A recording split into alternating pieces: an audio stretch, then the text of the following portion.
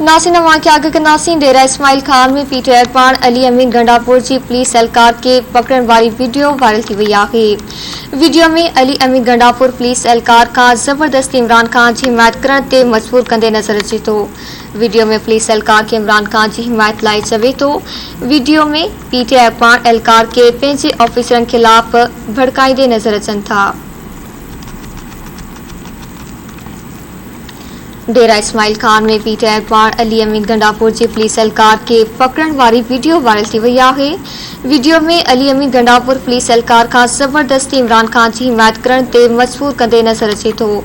Video में police एहलकार के इमरान खान की हिमायत लाई चवे तो। वीडियो में पीटीआई पाण एहलकार के पंहिंजे ऑफिसरन खिलाफ भड़काईंदे नजर अचे पियो। आप बोलो, जब इमरान खान के साथ हैं, हम पहले भी साथ हैं, अभी साथ हैं। तू काम करवा रहे हैं, उसको तो मारेंगे, लेकिन बात ऑर्डर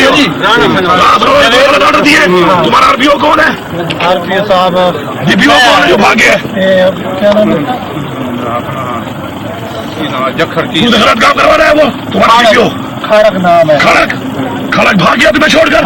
बेगैरत है ना, तुम्हें छोड़ गया ना, मेरे बने में साथ में छोड़ के दे गया। खड़क का नाम खड़क है, छोड़ के भाग गया।